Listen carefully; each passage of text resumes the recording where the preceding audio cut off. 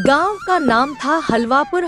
हर साल यहाँ पर बारिश बहुत होती थी, लेकिन इस दफा तो पिछले सारे रिकॉर्ड टूटे। नदियों में बाढ़ आ गई थी। इसी गांव में एक टूटी हुई खस्ता हालत झोपड़ी भी थी, जिसकी घास फूस की छत और मिट्टी की दीवारें कभी भी गिर सकती थी।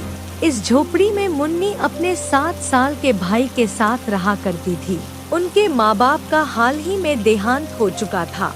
तब से मुन्नी ही अपने भाई का ध्यान रखती थी। तभी सोनू अपनी बहन से कहता है, अभी अभी मुझे भूख लगी है। तभी उसकी बहन मायूसी से सर झुका लेती है, क्योंकि घर में कुछ भी नहीं रह गया था। उसकी बहन बिना कुछ कहे घर से बाहर चली जाती है। हल्की हल्की बारिश अभी भी हो रही थी। मुन्नी आंखों में आंसू लिए हुए बस चलती ही जा रही थी।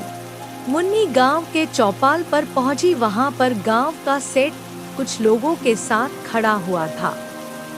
काका, मुझे आपकी मदद चाहिए। मेरा भाई कल से भूखा है और हमारे पास खाने के लिए कुछ भी नहीं है। आप हमारी थोड़ी सी मदद कर दें। हमने यहाँ पर धर्मशाला नहीं खोल रखी जो हर कोई यहाँ पर मुंह उठाकर आ जाता है। तुम्हारे माँ बाप तो मर गए और तुम लोगों को हमारे लिए मुसीबत बनाकर छोड़ दे।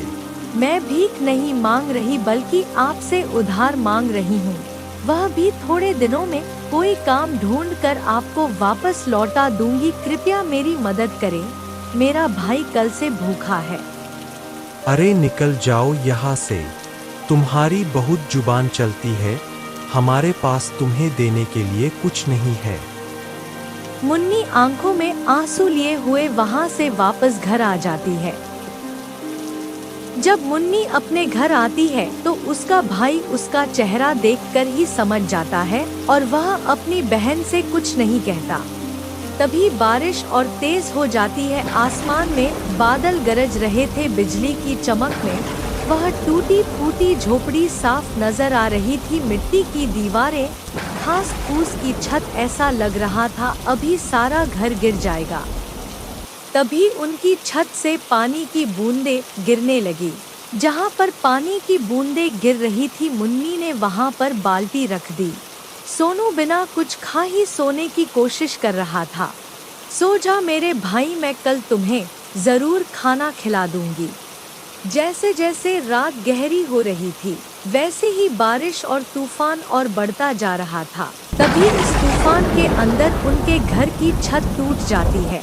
बारिश का पानी उनके घर आना शुरू हो जाता है और वह दोनों भाई बहन जल्दी से घर के बाहर निकलते हैं। वह आसपास के लोगों से मदद मांगने जाते हैं। काका, हमारी मदद करो। हमारे घर की छत टूट गई है। बस आज की रात हमें अपने घर के किसी कोने में थोड़ी सी जगह दे दो।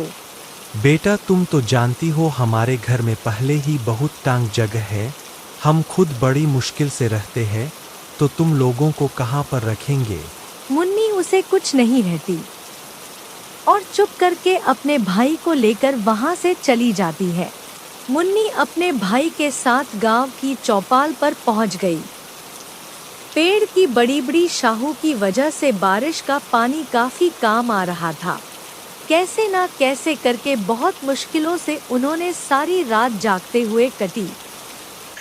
सुबह होते ही मुन्नी काम ढूंढने निकल गई।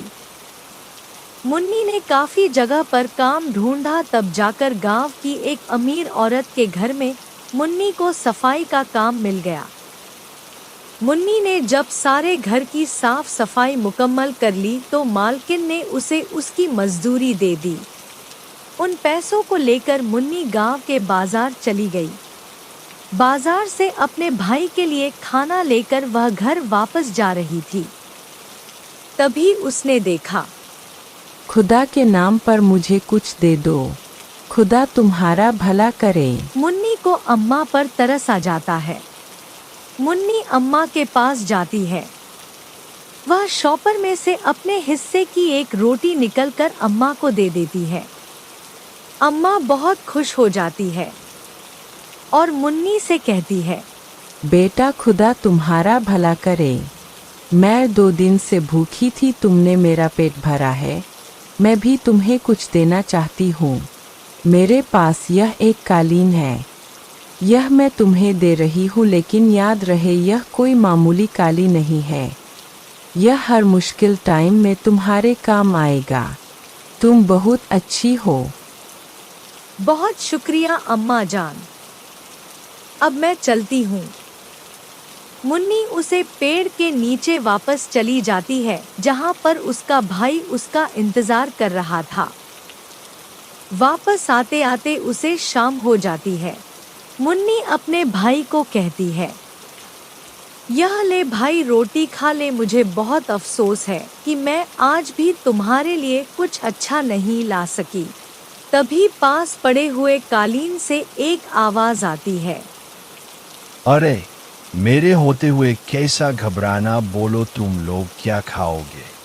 वह दोनों हैरान हो जाते हैं और कालीन की तरफ देखकर कहते हैं, अरे यह तो बोलने वाला कालीन है। तुम बोल सकते हो और जो हम बोले वह लाकर भी दोगे। अरे तुम्हें अभी भी यकीन नहीं हो रहा? अच्छा बोलो क्या खाओगे? यह देखकर उन दोनों की आंखें फटी की फटी रह जाती है। जो कुछ मर्जी खिला दो, कल से हमने कुछ भी नहीं खाया, जो तुम खिला दोगे वह खा लेंगे। तभी एक जादू होता है और वहां पर 4-5 तरह के पकवान आ जाते हैं। मुन्नी और उसका भाई यह देखकर हैरान हो जाते हैं। तभी बारिश फिर से शुरू हो जाती है। अरे बारिश तो फिर से शुरू हो गई, अब हम क्या करेंगे? मैं हूं ना, फिर किस बात की परेशानी है? वह कालीन उन्हें अपने ऊपर बिठाकर एक नई जगह पर ले जाता है। वह उन्हें एक सुनसान जगह पर ले जाता है, जहां पर बारिश और भी ज्यादा हो रही थी।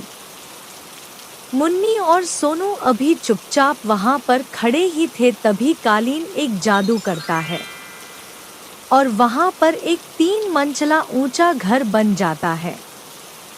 यह सब देखकर मुन्नी और सोनू हैरान हो जाते हैं और कालीन से कहते हैं, कालीन भैया तुम्हारा बहुत बहुत शुक्रिया। अरे शुक्रिया की कोई बात नहीं, यह सब तुम्हारी अच्छाई का ही नाम है और मैं हमेशा हमेशा तुम लोगों के साथ ही रहूंगा। मुन्नी और सोनू अब उसे 3 मंजिला घर में कालीन के साथ बहुत खुशी खुशी रहने लगे।